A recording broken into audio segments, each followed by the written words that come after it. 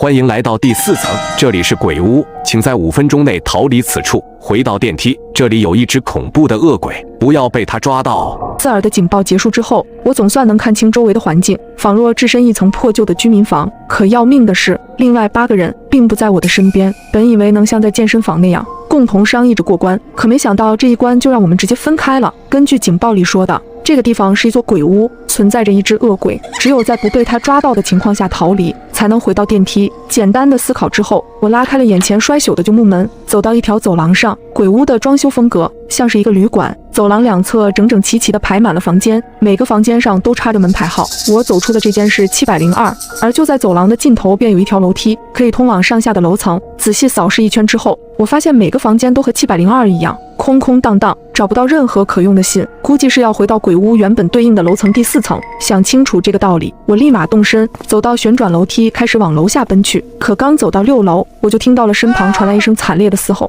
扭头看去，一个年轻男人正躺在走廊里，捂住自己的双眼。我认得他也是电梯里的乘客，看他痛苦的样子，我不禁皱紧眉头，这是被恶鬼袭击了。一想到恶鬼就在我附近，我忍不住拔腿就跑，向楼下飞奔而去。可我刚迈开脚步，却又听到下方5楼传来了一阵细碎的脚步声，不像是正常人走路的声音，反而像是贴着地面缓缓挪步，每一步都带着灰尘的沙沙声，相当刺耳。我顿时不再敢贸然动身，只能慢慢后退，悄悄退回了6楼的走廊里，询问刚才的男人：“你知道恶鬼朝哪个方向去了吗？”谁知他放开了捂紧的双眼，里面竟没有眼珠子，而变成了空荡荡的2个眼窝。我看不见了。我去，这恶鬼还挖眼睛的。男人指了指我眼睛的位置，最后憋足力气说了5个字，便彻底断了气息。别和他对视，别和他对视。刚想思考一番，我的余光却瞥见闪过一丝黑影，用极快的速度掠过，不知道去向何处。我躲进了旅馆的公共厕所，按照那个死去的男人所说，只要和恶鬼对视就会被挖掉双眼，怎样才能避免和鬼对视呢？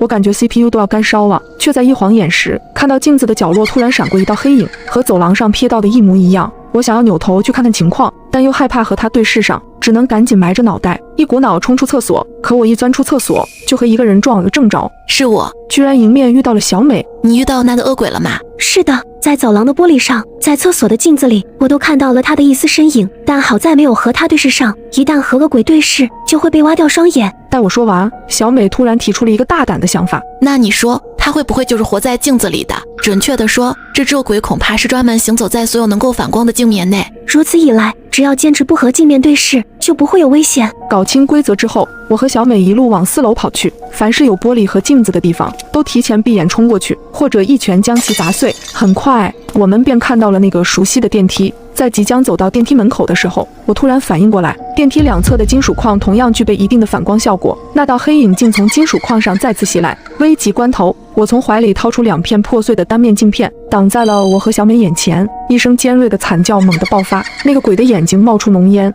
鬼直视了镜子里的自己，他同样受到了伤害。第4层的鬼屋总算是有惊无险。电梯再次启动，显示的数字让我们心里一颤。7层，电梯规则第4条说过，第7层和第16层极度危险。这次我们要面对的将会是什么？